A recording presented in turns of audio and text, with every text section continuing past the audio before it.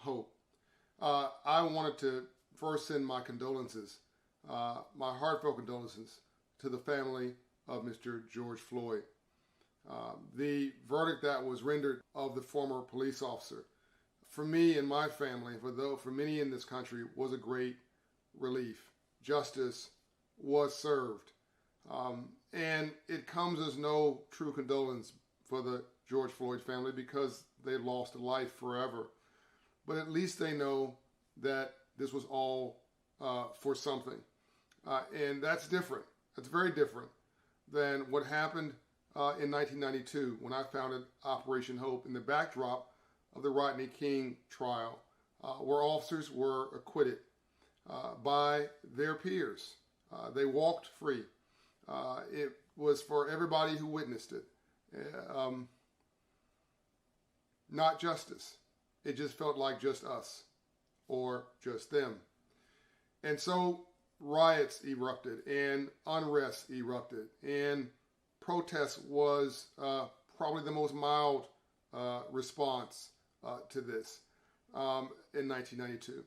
I'm so glad we did not have to have this decision of souls and a sense of their need for justice by protesting in the streets or worse today. I'm so glad and I'm so proud, by the way, of the nation and how the whole country responded once they heard the verdict. They said enough. Justice has been served. Let's go back home. Let's go back to our houses and our places of worship. Let's rest. Let's reflect. And I'm hoping let's heal.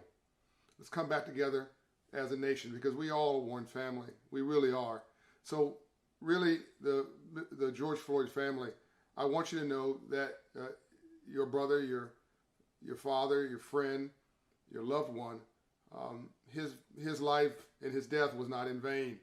In some ways, he's a martyr to really a 400-year-old social justice reckoning in Black America, of Black America, by all of America, the whole country.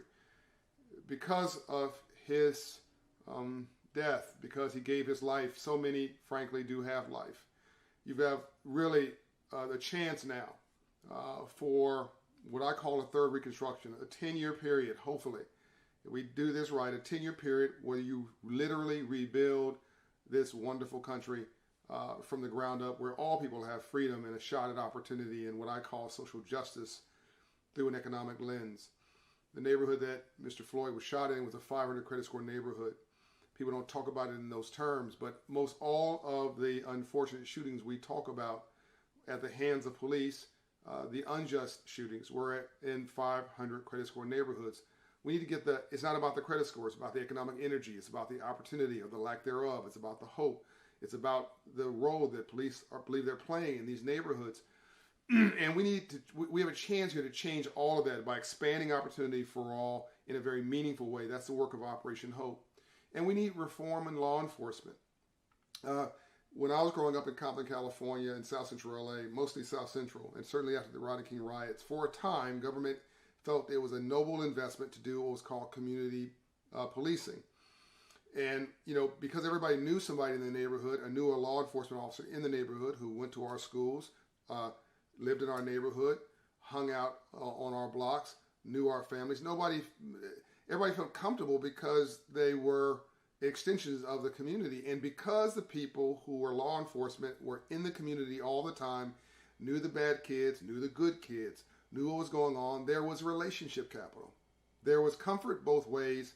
The officers really were not trigger happy because they were not nervous of an environment that they felt foreign to them. A lot of these officers are coming into these cities, these inner cities, from suburban neighborhoods, from environments where that you have what's called stable communities, two-parent households and above average incomes and so on and so forth. And they come into what some may describe, I think wrongly so, as a war zone or a chaotic environment or a place where they see aggression all around them. And I think a lot of them overreact.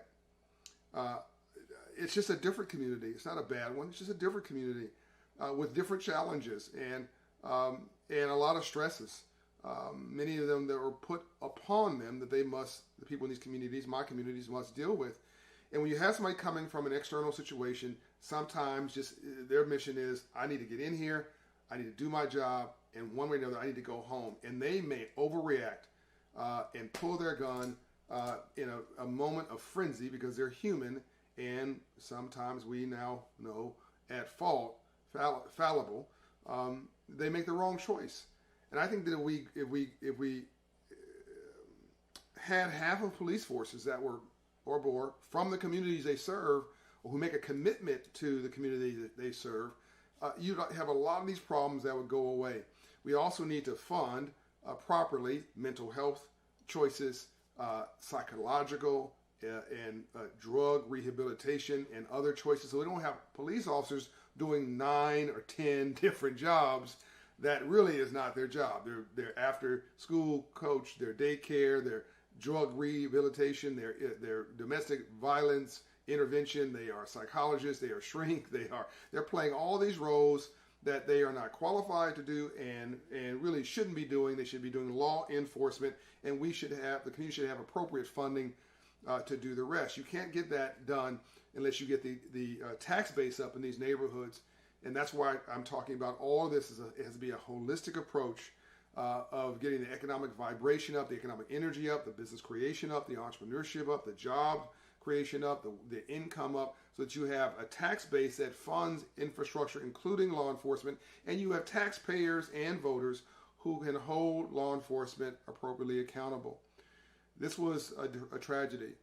There's no other way to describe it. It was a public lynching that we all saw because thanks to COVID, I don't mean thanks, I mean because of COVID, we were all sitting at home watching this together, this 8 minutes that changed our lives, a public lynching right in front of us.